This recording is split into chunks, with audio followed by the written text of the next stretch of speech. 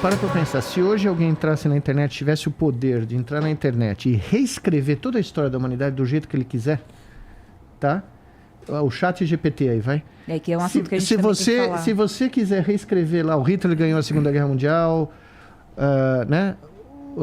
Você muda a história do jeito que você quiser, um número gigantesco de pessoas vai absorver essa história alternativa, e porque veio da internet e saiu no seu WhatsApp, ou no seu Google Search, ou no GPT, que só te dá uma resposta, hein?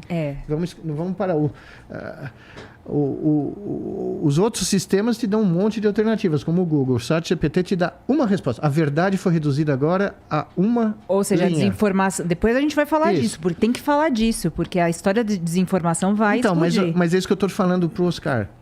O cérebro, ele vai atrás do que ele acha que vai maximizar a sobrevivência dele, como indivíduo e como membro do grupo.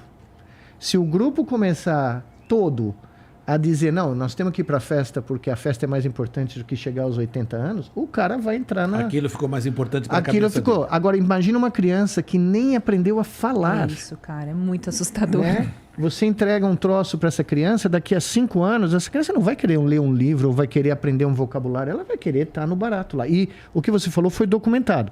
Pela primeira vez na história, quando fizeram as medidas de coeficiente de inteligência, que eu não gosto muito disso, mas... Tudo bem, é um índice. É o método. É uma medida, não é a única medida e nem a mais abrangente.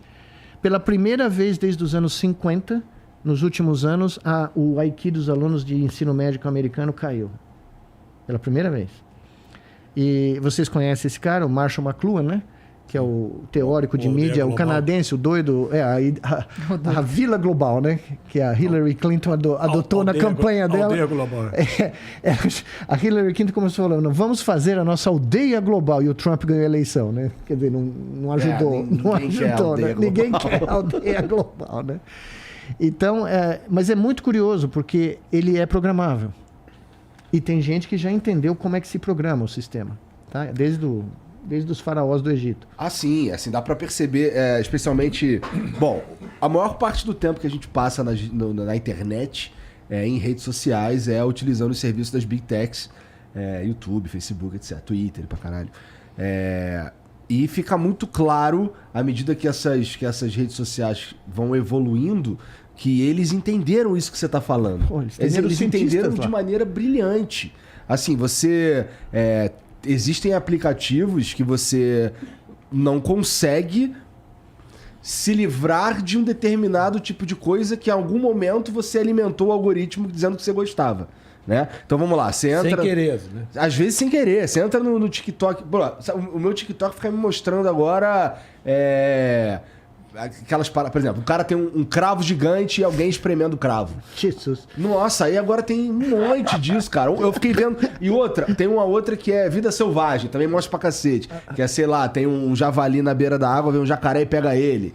E tal. Aí o meu TikTok agora é cravo e sendo comida. Selvagem.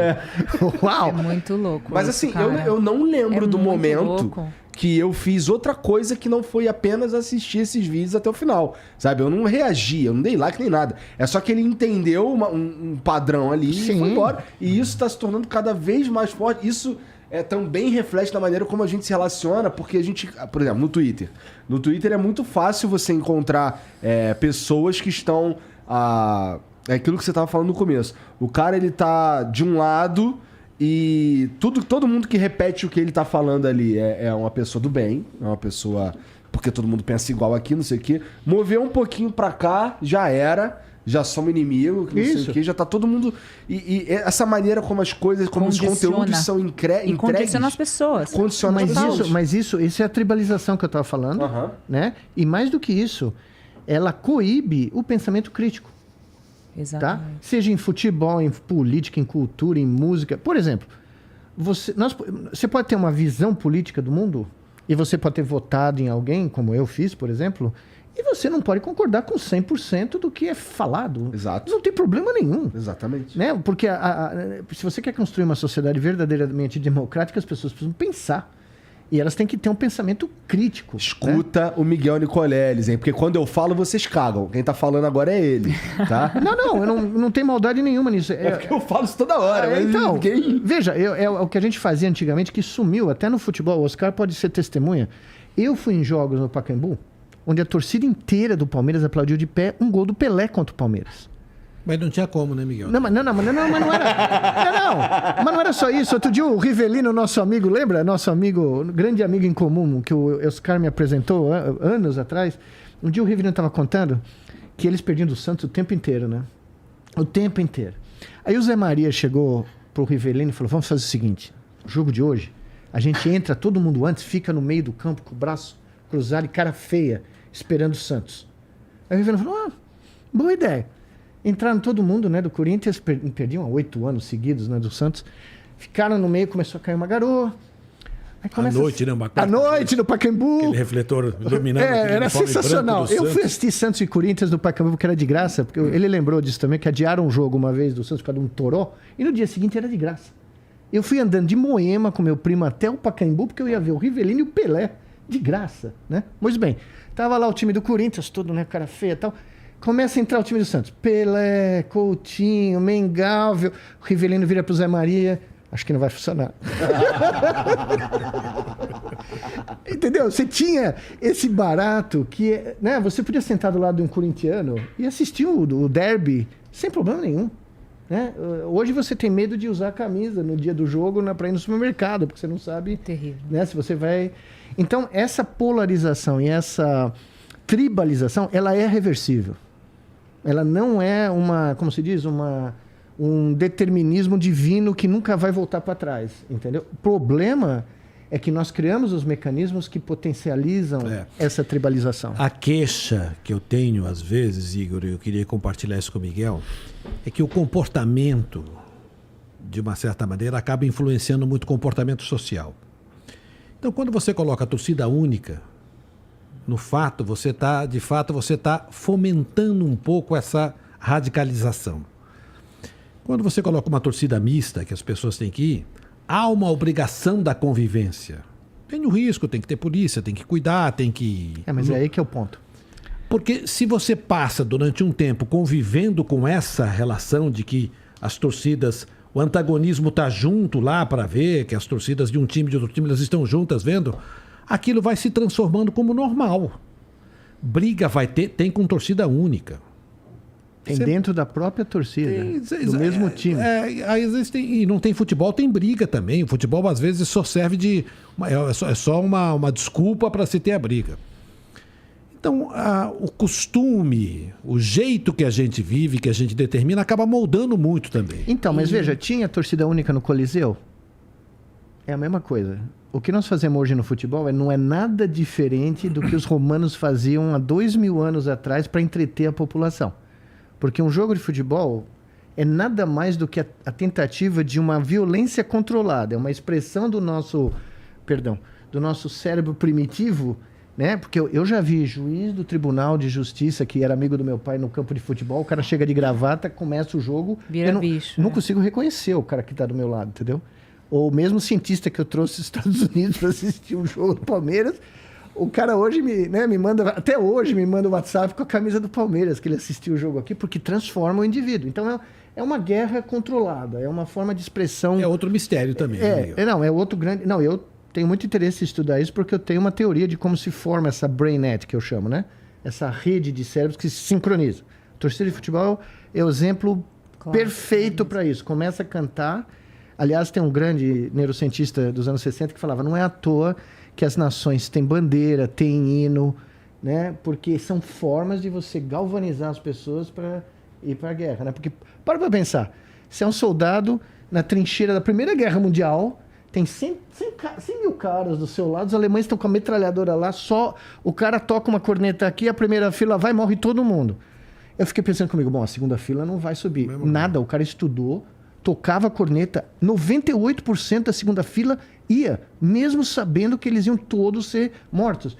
28 filas foram para o que ele chamava de No Man's Land, né? Na Batalha do Somme, que eu conto no meu livro. Os caras foram vendo todo mundo morrer. Como é que você explica um barato desse? Porque eles estavam tão sincronizados com a ideia que eles estavam defendendo a bandeira, a pátria, as famílias, você entende? Que os caras se jogavam para as balas alemãs. E os ingleses tinham uma piada que a única forma de sobreviver nessa guerra, nessa batalha, é se a bala não tivesse o seu nome. Porque toda bala tinha o nome de alguém, né? Olha a piada dos caras na trincheira. Então, se você consegue fazer uns caras entrarem na linha de fogo de uma metralhadora por uma abstração que não tem nada a ver com a realidade, que é um país, ou um hino, ou uma bandeira... Imagina o resto, né? Exato, é isso que eu ia falar para você. O primeiro chat, todo mundo fala do chat GPT agora porque virou moda, mas isso é uma sacanagem, porque o primeiro chat computacional chama-se ELISA e vem dos anos 60 do MIT. Imagine, o computador do cara tinha 64K de memória. E ele criou, esse cara é um dos meus heróis, o Joseph Wasserman. E ele criou um chat ELISA, que era um computador falando com as pessoas. E um dia ele chegou no laboratório e a secretária dele recebeu ele e falou, olha, o que você está fazendo aqui? Eu falei, como assim? Eu fui trabalhar. Ela falou, não, das 9 às 10 é o meu tempo com a ELISA. E a secretária que trabalhava com o cara, que via ele fazer tudo o que ele fazia, tinha assumido que a ELISA era alguém. A ELISA era um programa de computador treinado a responder de uma maneira, né, que você começava a ter a impressão, peraí, é mais do que um programa de, né? Só que as pessoas começaram a ficar ligadas a ELISA, ou seja, o nosso cérebro criou essa conexão. E nesse momento, quando esse cara publica isso e mostra isso para a comunidade de inteligência artificial, todo mundo achou, bom, acabou a farra, né? Nós vamos criar um computador que vai reproduzir toda a semântica, e até hoje eles estão tentando e não conseguiram. E o próprio cara falou no final dos anos 60, não vai funcionar. Em 60? 68. Ele já sabia que não ia funcionar e ele virou um pária da área. Ele era o líder da área, o cara mais famoso, um alemão, e de repente ele começou a ser completamente escanteado porque ele defendeu que o livre-arbítrio existia e que nós não íamos ter uma fórmula, um algoritmo que... E aí a pergunta que ele faz é muito sensacional. Ele chega numa briga lá que ele estava tendo. Qual é a sua definição de beleza? Eu pus no meu livro isso. Aí o cara fala, como assim? Se você me der uma... Porque ele estava falando com um programador de inteligência artificial. Ele falou, como é que se programa beleza? Ele falou, se você não me der a fórmula da beleza, eu vou programar.